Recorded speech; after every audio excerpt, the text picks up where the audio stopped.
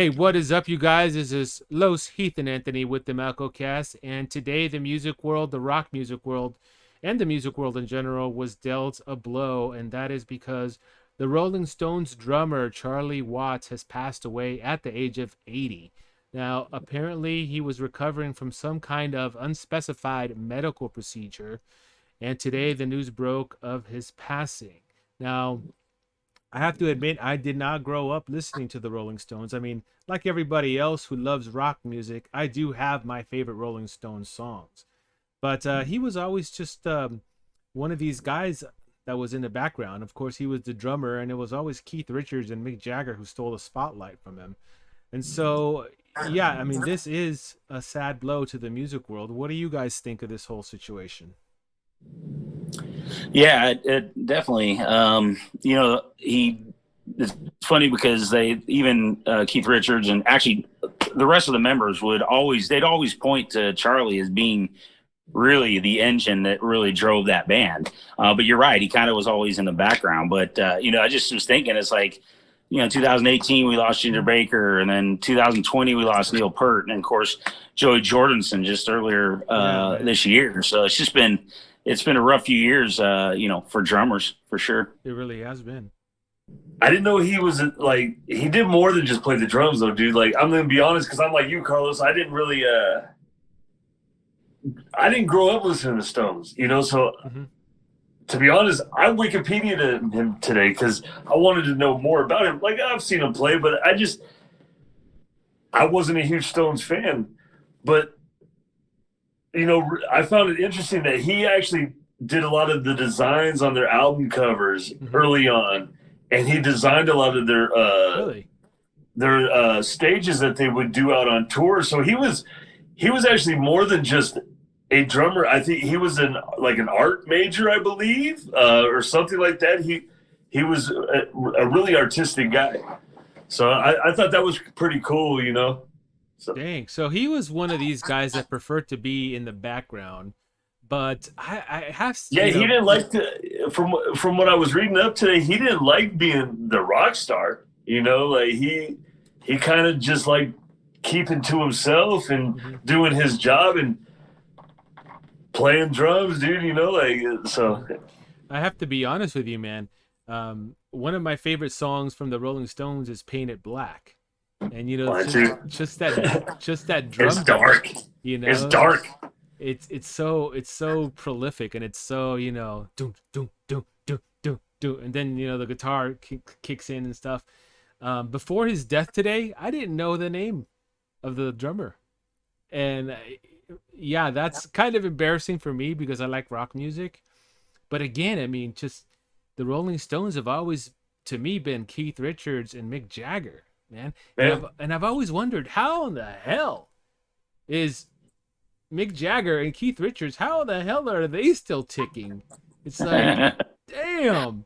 I'll say this though, Charlie, because he seemed to, every time I'd see him recently, it seemed like he was aging pretty fast. So I don't know if there was some ongoing stuff. I know he had some throat cancer or something like that back in the early 2000s or something like that. But he always looked the younger one of the band, because I was thinking about that today too. It's like Keith Richards, man, that guy's, dude, nothing. I think he's gonna live forever. Nothing but can kill him, dude.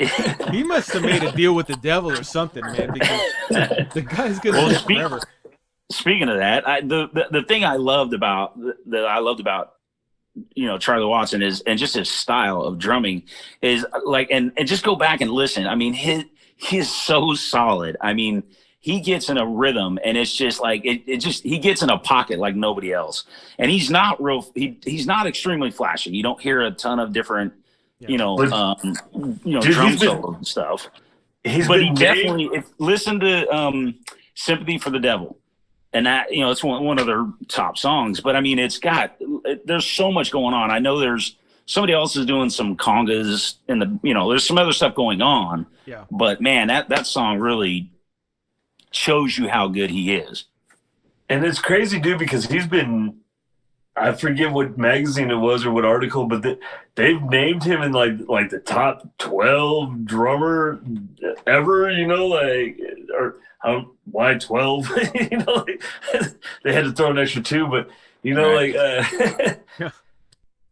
and it sucks, dude. Like, I'm gonna have to go and listen to some Rolling Stones to be brutally honest or perfectly honest with you. Is like, I need to go listen to them because I just, you know, I don't know enough about them, and I feel ashamed. I'm like you, Carlos. I feel ashamed I don't, you know, Yeah, like well, it was a because I different love era. rock music, dude. Like, it's my shit. Yeah, no, I mean it was a different era. I mean we did not grow up with them, and But I'm a fan of Led Zeppelin. I'm a fan of Black Sabbath, you know. So it's like They were, but they were definitely. I mean, they were, you know, kind of almost more an R&B sound. But his style, I think, is what really. I mean, you got songs like what's the song? "Miss You," I think it is, or the it's like a disco. It's like a disco classic, you know what I mean? And then of course you got, you know, "Paint It Black," and then you've got, you know, you got all these different songs. And my favorite is Angie. I've always liked that song. There's not as much drums in it, but I don't know, for whatever reason that's been the song I like. But I just loved how he was able to really kind of take them to these different genres. I mean, it was always the Stones. You knew it was the Stones when they came on. yeah. But I just really believe that his style is really what set them apart, because he was able to kind of take them in these different directions. Well, and that's what's cool about it.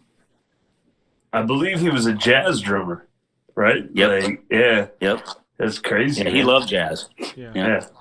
Well, one of my favorite Rolling Stones songs, and again, this song didn't have a lot of drums, is "Wild Horses." Man, I love that song.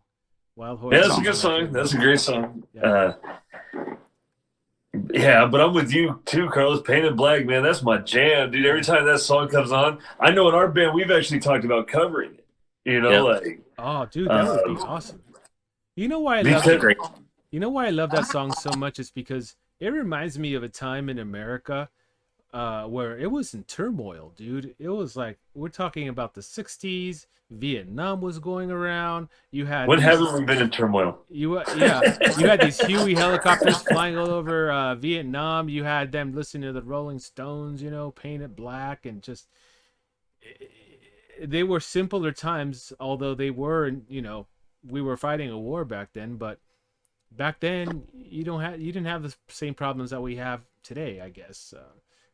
They were still there. They were just in different forms, you know. Yeah. Technology has really kind of muddied the waters for us, and it was just I just loved that they were, you know, the influence I think that they had on music, each individually. I mean, you know, Keith and Mick and Charlie. I mean, you know, they all had I think an influence on, you know, musicians coming up. I mean, I think, you know, if you talk to a lot of musicians, they would probably point to.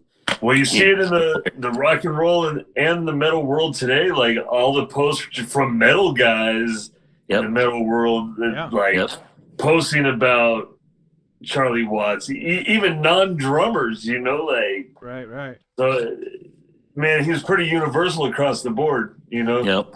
Yeah, I know. I saw a post. Paul McCartney put something up there, and who doesn't know Paul McCartney? He's one. Right. They kind of came up together, right, with the Beatles and the Stones, and one was more pop and one was more rock. So it's a sad day for the music world. I'm not gonna lie. That's right. Dude, it's just crazy, man, because there's been, like we said earlier, there's just been a lot of death in the music world, like in the last 2 years, like just a lot of heroes passing away, man, and it's just. Is that a cautionary tale, though? Do you think that the lifestyle that these guys lead or led contributed? No, I just think we're all getting old. Yeah, that's true. That's true. So our heroes are they're getting older. They're getting older. Yeah.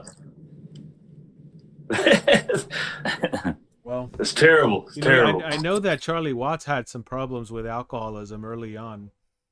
Yeah, I read a story that he punched Mick Jagger in the face. Today I read that on Wikipedia because Mick Jagger called the room or the front desk at a hotel and was like, "What's my drummer's number?" So they called Charlie Watts, and Charlie Watts slowly got dressed, got all sharp, and went down and punched Mick Jagger in the face and was like, "Don't ever call me your drummer again."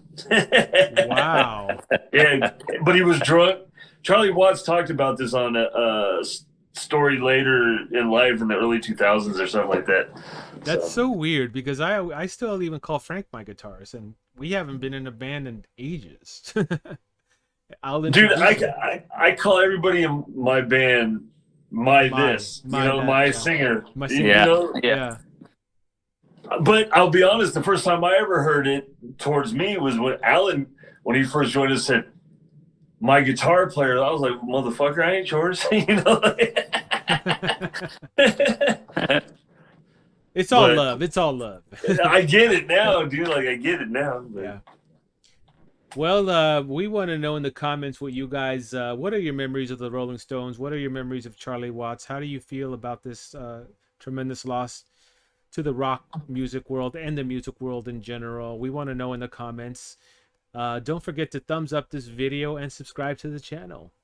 And until the next in the comments, though, please leave us your favorite Rolling Stones song. You know, like, so us uneducated Stones fans, Carlos and I, can listen to them. You know, like, I think that would be cool too. Yeah. Because I need an education on the Stones. Yeah, and don't say I can't get no satisfaction, because we all know that one. Yeah, or start like give me some dark like give me some deep tracks, man, like the ones that people haven't heard. Obscure, you know, like, the obscure tracks. That's what I want. You know, like I've heard Start Me Up, I've heard all the hits. I want to hear the obscure tracks. Yeah. We can't always get what we want, though. All